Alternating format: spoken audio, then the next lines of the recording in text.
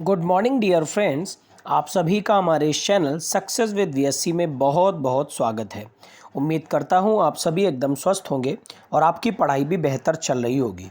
तो आज है 4 अक्टूबर 2022। आज की क्या है करंट अफेयर और क्या है स्टैटिक जीके, ये हम सभी लोग अभी पढ़ेंगे। उससे पहले आपको छोटी सी इन्फॉर्मेशन दे दें, और इन्फॉर्मेशन ये है कि जिस किसी को भी वीडियो से रिलेटेड कंटेंट का पीडीएफ चाहिए हो, वीडियो के डिस्क्रिप्शन में टेलीग्राम का लिंक दिया गया है। वहां से जाकर के आप टेलीग्राम ग्रुप में ऐड होकर के उस पीडीएफ को ले करके घर में पढ़ाई कर सकते हैं। तो बढ़ते हैं आज की करंट अफेयर की तरफ। तो करंट अफेयर की पहले हम लोग करेंगे आज की मोटिवेशन लाइन। तो आज की मोटिवेशन लाइन क्या सिखाती है? जितनी कठिन ये रातें होंगी उतना ही मजबूत तुम्हारा आने वाला सवेरा होगा।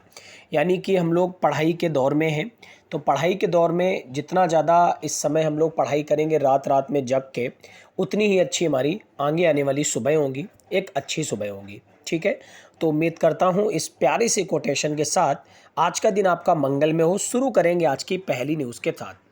आज की पहली और बड़ी न्यूज़ है अजय भादु से।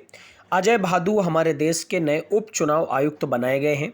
तो अजय भादु को भारत के चुनाव आयोग की तरफ से उप चुनाव आयुक्त के रूप में नियुक्त किया गया है।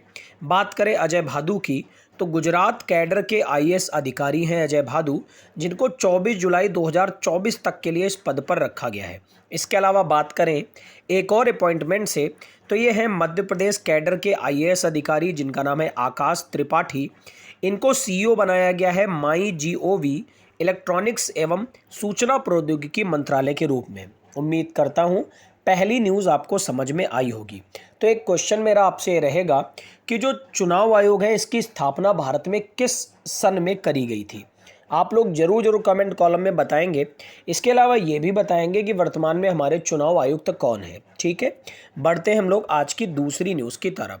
आज की दूसरी न्यूज़ है सिंगापुर फार्मूला 1 ग्रैंड प्रिक्स से, यानी कार रेसिंग की एक प्रतियोगिता है सिंगापुर फार्मूला 1 ग्रैंड प्रिक्स, जिसको जीत लिया है सर्जियो पेरेज ने। तो रेड बुल के ड्राइवर हैं सर्जियो पेरेज। इन्होंने सिंगापुर फार्मूला 1 ग्रैंड प्रिक्स 2022 का खिताब जीत लिया है। पेरेज जो कि फर्स्ट पर रहे हैं, जबकि दूसरे स्थान पर फेरारी के चार्ल्स लेक्लर रहे हैं। याद रखिए पॉइंट, ठीक है। और बात करें इसी पॉइंट में, तो मैक्स वर्स्टप्पन 7वें स्थान पर रहे हैं। फार्मूला 1 एक कार रेस की प्रतियोगिता होती है। इसकी पहली दौड़ 1946 में करी गई थी ट्यूरिन ग्रांड प्रिक्स के रूप में। उम्मीद करता हूँ ये पॉइंट आपको समझ में आ गया होगा। अब आपको कमेंट कॉलम में ये बताना है कि सर्जियो पेरेज आखिर किस देश से बिलोंग करते हैं। ठीक है, हम लोग बढ़ते हैं अगली न्यूज़ की तरफ। अगली न्यूज़ है डोपिंग के आरोप में भारतीय भाला फेंक खिलाड़ी हैं शिवपाल सिंह, इन पर बैन लगा दिया गया है। तो भारतीय भाला फेंक खिलाड़ी शिवपाल सिंह को डोपिंग उल्लंघन के कारण 2025 तक खेल से प्रतिबंधित कर दिया गया है। ठीक है, इस पॉइंट को आप अच्छे से याद रखिएगा। ऐसा क्यों हुआ है? तो प्रदर्शन बढ़ाने वाले स्टेरॉइड को इन्होंने लिया था जिसका नाम है मेथिडोएनोन। इससे पॉजिटिव पाए गए, जिसके कारण इनको खेल से प्रतिबंधित कर दिया गया है। कहाँ के रहने वाले हैं? तो उत्तर प्रदेश के रहने वाले हैं, जिन पर डोपिंग के चलते ये निलंबन लगाया गया है शिवपाल सिंह पर। तो अब भाला फेंक आया है, तो आपको पता होना चाहिए हमारे देश में भाला फेंक दिवस कब मनाया जाता है। 7 अगस्त को मनाया जाता है भाला फेंक दिवस। इसके अलावा भाला फेंक आता है तो हमारे मन में एक नाम जरूर आता है, जो कि है नीरज चोपड़ा जी का, जिन्होंने ओलंपिक 2021 में टोक्यो में जाकर के भारत के लिए पहली बार भाला फेंक में गोल्ड मेडल जीता। तो बहुत इंपॉर्टेंट पॉइंट है नीरज चोपड़ा जी। तो उम्मीद करता हूँ ये न्यूज़ आपको समझ में आ गई होगी। बढ़ते हैं अगली न्यूज़ की तरफ।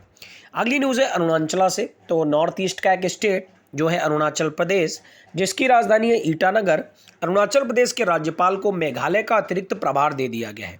ऐसा क्यों हुआ है? तो पहले जानते हैं अरुणाचल प्रदेश के राज्यपाल कौन है। इनका नाम है बीडी मिश्रा। इनको मेघालय का अतिरिक्त प्रभार दे दिया गया है। क्यों दिया गया है? क्योंकि वर्तमान गवर्नर जो है सत्यपाल मलिक, इनका 4 अक्टूबर 2022 को कार्यकाल पूरा हो गया है, जिसके कारण इनको अब हटा दिया जाएगा और राज्यपाल बीडी मिश्रा को अतिरिक्त प्रभार दे दिया जाएगा। ठीक है, बात करें अगर सत्यपाल मलिक की, तो इनको पहली बार 2017 में बिहार के राज्यपाल के रूप में नियुक्त किया गया। उसके बाद 5 अगस्त 2019 को जब धारा 370 को खत्म कर दिया गया, तो जम्मू कश्मीर का राज्यपाल भी बनाया गया और 2020 में मेघालय के राज्यपाल के रूप में भी नियुक्त किया गया था। तो ये पॉइंट सारे के सारे याद रखिएगा। अब अतिरिक्त प्रभार दिया गया है अरुणाचल प्रदेश के राज्यपाल BD मिश्रा को, ठीक है। तो ये न्यूज़ आपको समझ में आ गई होगी। एक पॉइंट मेरा आपसे रहेगा कि मेघालय में कोई एक ऐसा स्थान है जहाँ पर सबसे ज़्यादा वर्षा होती है, वो स्थान कौन सा है? आप कमेंट कॉलम में ज़रूर बताएंगे। हम लोग बढ़ते हैं अपनी अगली न्यूज़ की तरफ। अगली न्यूज़ मोस्ट इंपॉर्टेंट न्यूज़, क्योंकि लगातार एक ही नाम भारत में स्वच्छ सर्वेक्षण 2022 की रैंकिंग में इंदौर लगातार बना है। छठे साल लगातार इंदौर सफाई के मामले में, स्वच्छता के मामले में टॉप पर आया है। तो इंदौर को भारत का सबसे स्वच्छ शहर घोषित किया गया है किनके द्वारा? तो हमारे देश की ऑनरेबल प्रेसिडेंट द्रौपदी मुर्मू जी ने नई दिल्ली में स्वच्छ सर्वेक्षण पुरस्कार 2022 वितरित किए हैं, जिसके अनुसार इंदौर को लगातार छठे साल भारत का सबसे स्वच्छ शहर घोषित किया है और मध्य प्रदेश देश का सबसे स्वच्छ राज्य घोषित हुआ है। याद रखिएगा ये पॉइंट आप लोग बहुत अच्छे से, ठीक है। इसके अलावा अगर बात करें तो 1 लाख से अधिक आबादी वाले शहरों में सूरत दूसरा सबसे स्वच्छ शहर है और कर्नाटक के शिवमोगा को फास्ट मूवर सिटी का पुरस्कार मिला है। ये सारे पॉइंट आपको बहुत अच्छे से याद रखने हैं, क्योंकि एग्ज़ाम में ये पॉइंट ज़रूर आते हैं। तो इंदौर लगातार छठे साल बना है, तो ये तो बहुत ही ज़्यादा आपके लिए इम्पॉर्टेंट है, ठीक है। बात करें इस समय मध्य प्रदेश में किसकी सरकार है, तो शिवराज सिंह चौहान जी की सरकार है। अब कर्नाटक आया है, तो आप बताएंगे कि कर्नाटक में इस समय किसकी सरकार है। बढ़ते हैं हम लोग अगली न्यूज़ की तरफ। अगली न्यूज़ है इसरो के वैज्ञानिक हैं, इनका नाम है अनिल कुमार। इनको इंटरनेशनल एस्ट्रोनॉमिकल फेडरेशन का नया उपाध्यक्ष बनाया गया है, ठीक है। तो इसरो के वैज्ञानिक हैं अनिल कुमार, वर्तमान में जिनको बनाया गया है इंटरनेशनल एस्ट्रोनॉमिकल फेडरेशन का नया अध्यक्ष। बात करें इसरो की, इसका फुल फॉर्म होता है इंडियन स्पेस रिसर्च ऑर्गेनाइजेशन। अब इसका हेडक्वार्टर कहाँ है, इसके वर्तमान हेड कौन है, ये आप कमेंट कॉलम में ज़रूर बताएंगे। हम लोग बढ़ते हैं आगे, अगली न्यूज़ की तरफ बढ़ेंगे। अगली न्यूज़ है तेलंगाना सरकार से। तो तेलंगाना सरकार जो कि 2 जून 2014 को आंध्र प्रदेश से अलग होकर के एक नया राज्य बना था तेलंगाना। तो तेलंगाना से न्यूज़ ये है कि तेलंगाना सरकार ने ST आरक्षण 6% से बढ़ाकर 10% कर दिया है। यानी अनुसूचित जनजाति यानी शेड्यूल्ड ट्राइब्स के जो छात्र हैं, इनके लिए तेलंगाना सरकार ने जो आरक्षण है नौकरियों में, इसको 6% से बढ़ा करके 10% कर दिया है। यह पॉइंट अच्छे से याद रखिएगा, ठीक है। तेलंगाना में वर्तमान में गवर्नर कौन है, आप कमेंट कॉलम में ज़रूर बताएंगे, ठीक है। हम लोग बढ़ते हैं अगली न्यूज़ की तरफ। अगली न्यूज़ है 2 इम्पॉर्टेंट अपॉइंटमेंट से। पहला अपॉइंटमेंट है सुजाय लाल थाउसेन और दूसरा अपॉइंटमेंट है अनीस दयाल सिंह। तो आप लोग इस पॉइंट को बहुत अच्छे से याद रखिएगा कि CRPF के नए बनाए गए हैं DG, इनका नाम है सुजाय लाल थाउसेन। इसके अलावा अनीस दयाल सिंह को ITBP का नया DG बनाया गया है। आप लोग ये पॉइंट बहुत अच्छे से लर्न रखिएगा, क्योंकि ये दोनों के दोनों अपॉइंटमेंट बहुत ज़्यादा इंपॉर्टेंट हमारे एग्जाम पॉइंट ऑफ व्यू से। तो पहला नाम है सुजाय लाल थाउसेन, जिनको बनाया गया है CRPF का, और दूसरा नाम है अनीस दयाल सिंह, इनको बनाया गया है ITBP का नया हेड। क्या आपको ये पॉइंट समझ में आ रहा है? उम्मीद करता हूँ ये पॉइंट समझ में आ रहा होगा। अब कुछ बात कर लेते हैं आखिर क्या है CRPF। तो केंद्रीय रिजर्व पुलिस फोर्स यानी सेंट्रल रिजर्व पुलिस फोर्स, जिसका हेडक्वार्टर नई दिल्ली में है। और बात करें इसके गठन की, तो 27 जुलाई 1939 को इसका गठन हुआ था और इसका आदर्श वाक्य है सेवा और वफादारी। इसके अलावा बात करें ITBP की, यानी इंडो तिब्बतन बॉर्डर पुलिस, इसका गठन हुआ था 24 अक्टूबर 1962 को और इसका मुख्यालय है नई दिल्ली। अब एक पॉइंट मैंने यहाँ पर छोड़ दिया है आपके लिए, जो आपको कमेंट कॉलम में ज़रूर बताना है, और वो है इसका आदर्श वाक्य। अब कुछ लोग ये सोच सकते हैं कि सर होमवर्क बहुत सारा देते हैं। बेटा मैं इसीलिए आपको इतना सारा होमवर्क देता हूँ, जिससे कि आप घर पर बहुत सारा वर्क करें और काफ़ी नई चीज़ों को सर्च करें, जिससे आपकी नॉलेज में और ज़्यादा इन्हेंस हो, ठीक है। बढ़ते हैं अगली न्यूज़ की तरफ। क्या है अगली न्यूज़? तो अगली न्यूज़ है 68वां राष्ट्रीय वन्यजीव सप्ताह, जिसको 2 अक्टूबर से 8 अक्टूबर के बीच में मनाया जा रहा है। तो भारत के वनस्पतियों और जीवों की रक्षा और संरक्षण के उद्देश्य से 2 से 8 अक्टूबर के बीच पूरे भारत में हर वर्ष राष्ट्रीय वन्यजीव सप्ताह को मनाया जाता है। और इस साल ये 2 अक्टूबर से 8 अक्टूबर तक मनाया जा रहा है। किस नंबर का है? 68वें नंबर का है। उम्मीद करता हूँ आपको सारी की सारी न्यूज़ अच्छे से क्लियर हो गई होगी।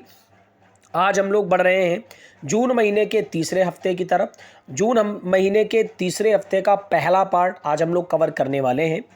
इसके अलावा मैं आपको बता दूं पिछले दोनों पार्ट में कवर कर चुका हूं, पिछले दोनों वीक में कवर कर चुका हूं, तो आप पीछे की वीडियोस में जा कर के कवर कर सकते हैं। आपके लिए मैं बता दूं कि करंट अफेयर जो है इसको मैं एसएससी सीजीएल को ध्यान में रखते हुए करा रहा हूं, तो आप लोग डेली करते रहिए। बढ़ते हैं हम लोग आगे। पहला पॉइंट है, भारतीय रिजर्व बैंक यानी आरबीआई ने किस बैंक पर 27 लाख रुपए का जुर्माना लगाया था? तो ये थी पंजाब एंड सिंध बैंक। फिर है, महाराष्ट्र राज्य वन्यजीव बोर्ड ने हाल ही में वन्यजीव संरक्षण आंदोलन और पर्यावरण संरक्षण आंदोलन को बढ़ावा देने के लिए 12 नए संरक्षण भंडार और कितने वन्यजीव अभयारण्यों को मंजूरी दी? तो ये थे 3। फिच रेटिंग्स ने चालू वित्त वर्ष के लिए आर्थिक वृद्धि के अनुमान को घटाकर कितने प्रतिशत कर दिया? तो 7.8%। रक्षा मंत्री राजनाथ सिंह ने 9 जून 2022 को किस देश को 12 हाई स्पीड तटरक्षक नौकाएं सौंपी? तो वियतनाम। यहाँ पर अगर आप डेट नहीं भी याद रखेंगे तो कोई दिक्कत नहीं है, ठीक है। फिर है, हाल ही में अंतर्राष्ट्रीय मुद्रा कोष के एशिया एवं प्रशांत विभाग के निदेशक किसे बनाया गया? तो कृष्णा श्रीनिवासन को बनाया गया। ये पॉइंट बहुत ज़्यादा इंपॉर्टेंट है, ठीक है। अगला पॉइंट है, किस राज्य सरकार ने ACB 14,400 ऐप लॉन्च किया? तो यह है आंध्र प्रदेश। संयुक्त राष्ट्र ने किस देश को 4 महीने की अवधि में लगभग $48 मिलियन की मानवीय सहायता प्रदान करने की योजना बनाई? तो ये श्रीलंका था। आपको पता ही है श्रीलंका में काफ़ी समय से संकट चल रहा है, सारे के सारे देश इसकी मदद में लगे हुए हैं। अगला पॉइंट है, ग्लोबल SDG पायनियर के रूप में मान्यता प्राप्त करने वाले पहले भारतीय कौन बने? तो यह है रामकृष्ण मुक्काविल्ली। फिर है, रक्षा मंत्री राजनाथ सिंह ने रक्षा मंत्रालय के प्रौद्योगिकी विकास कोष के तहत प्रति परियोजना राशि को 10 करोड़ से बढ़ाकर कितना कर दिया? 50 करोड़ कर दिया। मैं आपको बता दूं कि यहाँ पुरानी करंट अफेयर को केवल हम वन लाइनर पढ़ रहे हैं और वर्तमान करंट अफेयर को हम लोग डिटेल फॉर्म में पढ़ रहे हैं। बढ़ते हैं आगे आज के सबसे इंपॉर्टेंट पार्ट की तरफ, जो कि स्टैटिक जीके का पार्ट है। और आज स्टैटिक जीके में मैं आपके लिए लेकर आया हूँ प्रमुख संगठन और उनके मुख्यालय, क्योंकि एग्जाम में क्वेश्चन इससे भी आता है। तो चलिए करते हैं शुरू। सबसे पहला पॉइंट है, रेड क्रॉस का मुख्यालय है जेनेवा में। रेड क्रॉस की स्थापना किसने की थी? बहुत ही कॉमन क्वेश्चन है, आप लोग जरूर कमेंट कॉलम में बताएंगे। फिर इंटरपोल का हेडक्वार्टर कहाँ है? तो पेरिस में पड़ता है। एशियाई विकास बैंक यानी ADB का हेडक्वार्टर कहाँ है? तो मनीला फिलीपींस में पड़ता है। विश्व वन्यजीव संरक्षण कोष, इसका हेडक्वार्टर पड़ता है ग्लैंड स्विट्जरलैंड में। नाटो का हेडक्वार्टर पड़ता है ब्रुसेल्स बेल्जियम में। अंतर्राष्ट्रीय न्यायालय का हेडक्वार्टर पड़ता है द हेग नीदरलैंड में। यूनिसेफ का हेडक्वार्टर पड़ता है न्यूयॉर्क में। सार्क का हेडक्वार्टर पड़ता है काठमांडू में। संयुक्त राष्ट्र पर्यावरण कार्यक्रम यानी यूनेप का हेडक्वार्टर पड़ता है नैरोबी में। और गैट का हेडक्वार्टर पड़ता है जेनेवा में। अब कुछ लोग के दिमाग में क्वेश्चन आ रहा होगा कि सर हमें इनके फुल फॉर्म तो पता ही नहीं है। कोई बात नहीं बेटा, मैं आपको हर एक पॉइंट एक क्लास में धीरे कराता जाऊंगा। उम्मीद करता हूं आपको सारे पॉइंट अच्छे से क्लियर हो गए होंगे। बढ़ते इस वीडियो के सबसे इंटरेस्टिंग पार्ट की तरफ, जो कि है रिवीजन। तो पहला पॉइंट पढ़ा, भारत के नए उपचुनाव आयुक्त बने अजय भादु, इनका नाम है।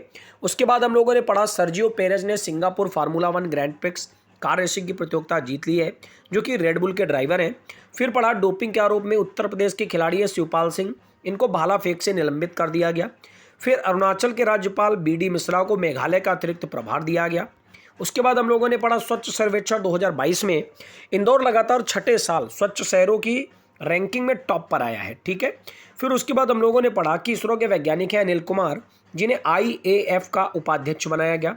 अगला पॉइंट हम लोगों ने पढ़ा कि तेलंगाना सरकार ने ST आरक्षण को 6% से बढ़ाकर 10% कर दिया। सुजाय लाल थाओशेन को CRPF का और अनीस दयाल सिंह को ITBP का नया महानिदेशक बनाया गया।